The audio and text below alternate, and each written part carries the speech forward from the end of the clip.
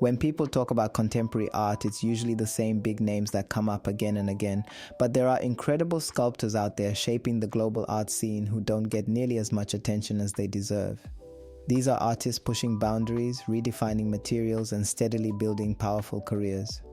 In this video, we'll shine a light on some of the best contemporary sculptors working today, artists you may not hear about often, but who are truly making waves. And before we dive in, don't forget to like this video and subscribe. It really helps our channel grow. Luana Vitra. Luana Vitra listens to the earth and translates what she hears into quiet, powerful sculptures. Born in 1995 in Contagem, in Brazil's iron-rich Minas Gerais, she grew up inside the geology of a mining region, and that ground story follows her work. Vitra works with minerals, iron, clay, beads, and found objects, assembling them into forms that feel ritualistic: bowls, amulets, stitched piles, and standing totems that speak of both the body and the planet. Her pieces move between the spiritual and the industrial. Stones and iron aren't just materials for her, they are actors with memory. She arranges them like offerings, sometimes using magnets or simple joins, so the objects seem to hold themselves together by attraction. The result is work that feels made and found at once, handcrafted, tactile, and charged with an ancestral logic. Vitra's practice also carries a quiet critique. By centering minerals and processes tied to extraction, her sculptures ask who benefits from natural resources and how those histories shape communities. At the same time, they reclaim material power. Minerals become protective objects, witnesses, and carriers of story. On the market, Luana Vitra is a fast-rising early career artist whose institutional shows and awards have increased collector interest. Expect a range: small works and drawings roughly $2,000 to $8,000, mid-size sculptures about $10,000 to $40,000, and large site-specific installations or commissioned pieces that can range from $50,000 up into the low six figures, depending on scale and the commissioning institution. Her market is still developing, so prices vary by gallery and commission. In short, Luana Vitra turns mineral weight into spiritual weight. She makes the earth feel present, insisting that matter holds memory, resistance, and ritual. Genzken. Genzken builds noise into sculpture. Born in Germany in 1948, she started out with minimal architectural gestures and over decades turned into a restless inventor, assembling towers, doll-filled columns, mirror-faced collages, and improvised cityscapes from plywood, polymer paint, mannequins, found objects, and cheap consumer detritus. Her work looks like a skyline made by a dreamer who scavenged a hardware store and a toy shop. Genzken sculptures refuse tidy meaning. They stack and lean, they wobble between humor and threat, and they keep inviting you closer to read the details. A wig, a light rope, a spray-painted panel, a stuffed hand. She treats the built environment as a subject and a material, showing how architecture, media, and everyday junk shape modern life. Those tower and assemblage pieces feel both improvised and fiercely deliberate, like a choreography of objects. Her work has been widely shown and collected. She's represented by major galleries and occupies an important place in contemporary sculpture because of her restless experimentation and sheer range. On the market, Genzken sits in the high-end contemporary tier for sculpture, but with wide variation by scale and medium. Small works and editions typically trade in the low to mid five figures. Mid-sized sculptures commonly range from $50,000 to $300,000, and large museum-caliber installations or rare pieces can push into the hundreds of thousands. Public auction records show top lots in the mid-six-figure range, one recorded high around £677,000, so exceptional works can reach significantly higher prices. Genzken sculptures are noisy, energetic, and oddly humane, works that pull modern life apart and reassemble it so we can see how the pieces fit or don't. Sarah C. Sarah C. builds worlds from the smallest things.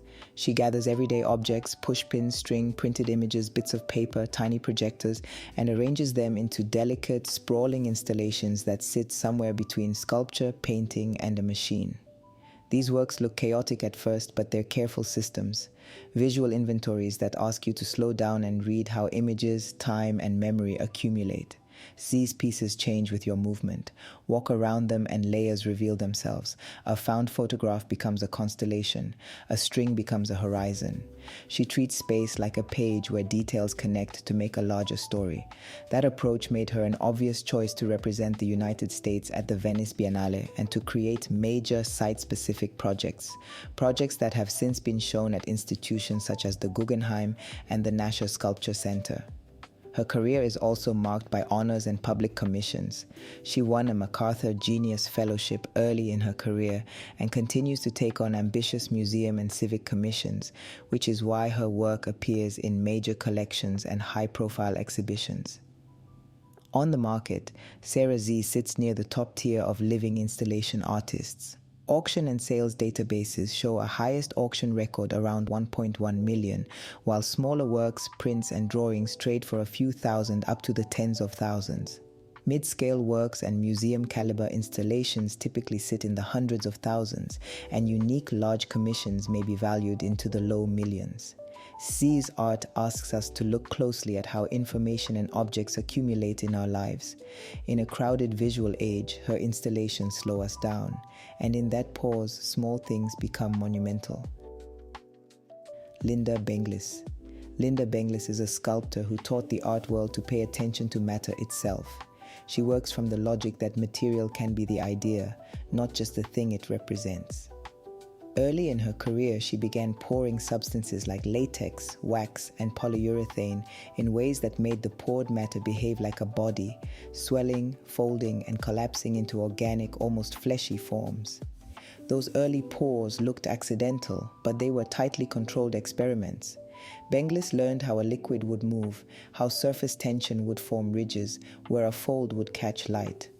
Later, she translated those same gestures into harder materials, foam, bronze, and polished metal, so the soft, flowing gestures could be seen as monumental, permanent statements. Her shapes often read as both violent and intimate.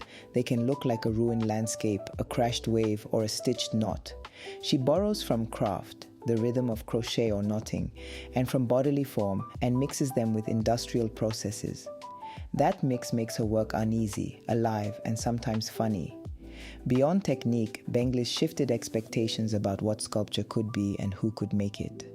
Her bold material choices and refusal to follow the strict rules of minimalism opened the door for artists working with unconventional media. Museums and public collections now show works that started as experimental pours and ended as large, gleaming bronzes or textured installations. Standing near a Benglis piece, you notice the surface first, the way it catches light, the marks of the process, and then you feel the history behind it, a history of experiment, craft, and a refusal to let sculpture stay polite. Her work reminds us that form and material together can produce meaning, and that the act of making is itself a kind of thinking. Anatsui. Anatsui is one of the most important sculptors working today.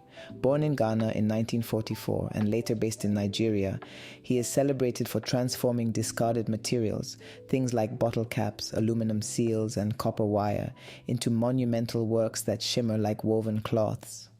At first glance, his sculptures look like giant tapestries or curtains, but when you get closer, you realize they're made from thousands of pieces of metal, cut, flattened, and stitched together by hand. What makes his art so powerful is not just the scale, but the meaning. Anatsui takes materials that were once considered waste and gives them new life. In doing so, he connects histories of trade, colonialism, and consumption with African traditions of weaving and textile art. His installations hang on walls like vast flowing fabrics, but they also feel alive because the metal folds and bends differently depending on how they're displayed. Over the years, Anatsui's work has been shown in the world's top museums, including the Metropolitan Museum of Art in New York and the Tate Modern in London. His influence goes beyond Africa. He has become a global symbol of how contemporary art can bridge cultures and challenge how we see materials. In terms of market value, Anatsui is among the highest priced African contemporary artists. His large metal wall hangings can sell anywhere from $1.5 million to over $3 million at international auctions, with some exceptional pieces pushing even higher. Anatsui has redefined what sculpture can be, both fragile and monumental, both local and global. His art shows us that beauty can be found in the overlooked, and that even discarded materials can carry the weight of history and memory. Ranjani Shettar. Ranjani Shettar is an Indian contemporary sculptor known for creating delicate, poetic installations that often feel like they're floating in space. Born in 1977 in Bangalore, she has developed a unique style that blends traditional craft techniques with modern sculptural ideas. What makes her work stand out is her use of both natural and industrial materials. Shettar has worked with wood, steel, muslin, beeswax, lacquer, and even tamarind seed paste, materials connected to local craft traditions in India. She combines them in ways that feel otherworldly, creating suspended forms that resemble constellations, vines, or waves of sound. Her sculptures don't just sit in a gallery space, they transform it, filling the room with a sense of rhythm and lightness. Her art is deeply inspired by nature, but she doesn't simply copy natural forms. Instead, she distills their essence, like the curve of a branch, the flight of a bird, or the way water moves, and translates that into abstract sculptural language. This is what gives her installations such a universal appeal. She has exhibited in major museums and biennales worldwide, including the Metropolitan Museum of Art in New York and the San Francisco Museum of Modern Art. Collectors and institutions prize her work not only for its beauty, but also for its quiet innovation. In terms of market value, Ranjani Shettar's sculptures are highly sought after. Smaller works can range from $100,000 to $300,000, while her large-scale installations and museum-quality pieces have been valued at $500,000 and above at auctions and galleries. Ranjani Shettar's art reminds us of the connections between the natural and the human-made, between tradition and modernity. She takes fragile materials and transforms them into timeless experiences, leaving viewers with a sense of wonder and calm. Leonardo Drew. Leonardo Drew is an American contemporary sculptor best known for his powerful installations made from raw, weathered, and often discarded materials. Born in 1961 in Tallahassee, Florida, and raised in a housing project in Bridgeport, Connecticut, Drew began making art as a teenager and quickly developed a voice that was rooted in memory, history, and transformation. His work often looks like the aftermath of something monumental, ruins, decayed walls, or the remnants of a city. He uses materials like wood, iron, paper, rope, and rusted metal, which he burns, oxidizes, weathers, and tears apart, creating monumental structures that feel alive with time and history. What's striking is that none of the materials he uses are actually found objects. He fabricates everything himself in his studio, carefully transforming the raw matter until it looks aged and worn by the world. Drew's sculptures and installations have been exhibited in major institutions including the Hirshhorn Museum, the Walker Art Center, and the Museum of Contemporary Art in San Diego. His works are also in the collections of the Metropolitan Museum of Art and the Tate. Collectors and museums value his ability to take destruction and decay and turn it into something beautiful and deeply human. In terms of market value, Leonardo Drew's works typically range from $150,000 to $400,000, depending on the scale and complexity, while his large installations can reach $600,000 or more. Drew's art is less about telling a direct story and more about evoking a feeling, a sense of history, memory, and cycles of life and death. By transforming humble materials, he reminds us that even in decay there can be beauty, resilience, and meaning. Gisela Colón. Gisela Colón is a Puerto Rican-American contemporary sculptor known for creating futuristic, light-filled forms that seem to glow from within. Born in 1966, she has become a leading voice in what she calls organic minimalism, a style that blends clean, abstract shapes with a sense of life, energy, and movement. Her sculptures often look like pods, ellipses, or otherworldly objects.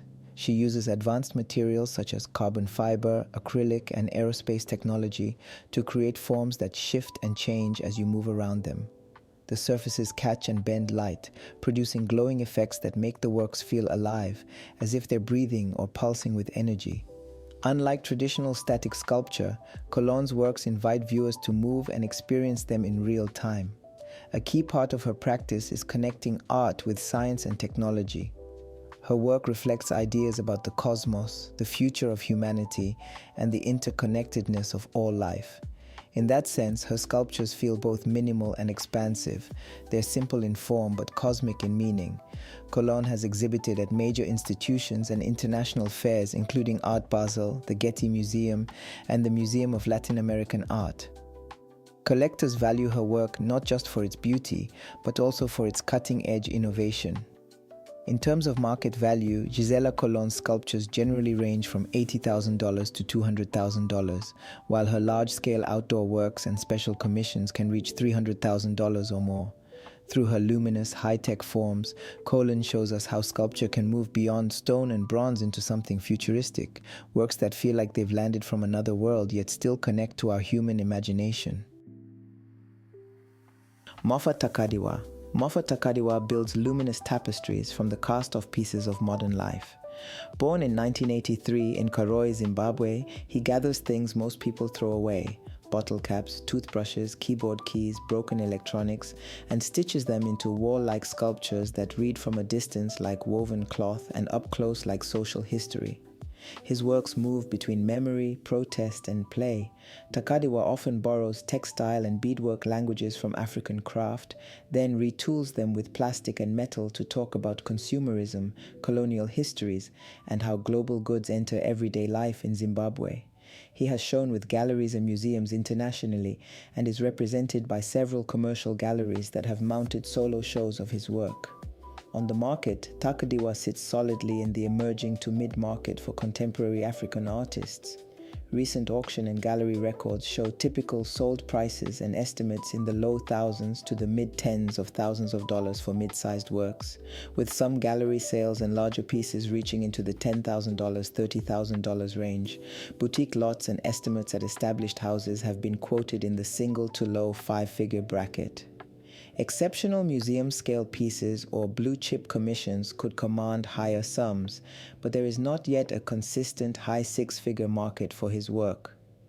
Takadiwa's work matters because it recycles form and story at once. Discarded objects become patterns of survival, satire, and memory. For viewers, his pieces are at once beautiful and uncomfortable, an invitation to look harder at how everyday objects carry history. Collura. Collura makes sculptures that feel like stories you can walk around. Born in 1970 in Port Jefferson, New York, she trained at Virginia Commonwealth University and earned an MFA from Yale, a background that shows in the way her work mixes craft, theater, and art history reference. Her sculptures are hybrids, part carved figure, part quilt, part stage prop. Collura borrows from Baroque gesture, animation, and folk craft, then stitches those references together into physical, often theatrical objects, shifting scale, surface, and tone, so a single work can feel playful, uneasy, and strangely familiar all at once. Across the last 2 decades, she's shown in museums and alternative spaces, from the Walker Art Center and Dallas Museum of Art to solo projects at venues like Hall Walls, and has received major recognition, including a Guggenheim Fellowship. That institutional visibility matters. It places her work in public collections and gives her practice lasting cultural weight. On the market, Collura is active but not a celebrity name at auction. Public auction records show occasional lots selling in the low thousands. For example, a small work realized under $2,000 at auction, which suggests her secondary market activity is modest. Gallery and museum quality sculptures, especially newer or larger installations, sit above that level in private sales. Based on gallery listings and auction history, a realistic market estimate is small works and drawings, roughly $1,500 to $10,000, mid-size sculptures, approximately $10,000 to $50,000, museum scale or major commissions, potentially $50,000 and up, depending on scale and complexity. Collura's work matters because it refuses simple categorization. She builds fused, narrative objects that ask viewers to move, read, and imagine, sculptures that keep meaning layered and unstable, like a story that changes every time you turn the page. Jack Akpan. Jack Akpan is a Nigerian sculptor who built his reputation by turning cement into figures that look both familiar and ceremonial. Born in 1940 in Ikot Aide Etukudo, he became known for life-sized and slightly larger-than-life painted cement statues. chiefs, warriors, policemen, and family groups, works that read like public memorials and grave art. Akpan's sculptures are direct and bold. He models his figures in cement, paints them in bright, realistic colors, and arranges them so they sit like witnesses in a room or a plaza. From a distance, they read as traditional commemoration. Up close, you see the brush strokes, the seams, and the hands that made them. That mix, folk monumentality plus careful studio practice, helped his work travel from local contexts into international exhibitions. He has been included in important group shows and international surveys of African art, events that introduced his work to museums and curators in Europe and Japan. These exhibitions pushed attention toward his unique vernacular language of cement sculpture and made him one of the better-known Nigerian sculptors working in the late 20th century. On the market, Akpan's works most often appear in the low to mid-price bands for post-war African sculpture. Recent auction listings and sale estimates for polychrome cement figures have been in the roughly €3,000. €10,000 range for mid-size works, with smaller objects and study pieces sometimes lower, and rare museum-scale installations valued higher by institutions or special commissions. Auction activity is uneven, so prices depend heavily on provenance, condition, and size. Sunday Jack Akpan's sculptures matter because they carry public memory in a direct, material way, painted cement as both monument and everyday presence.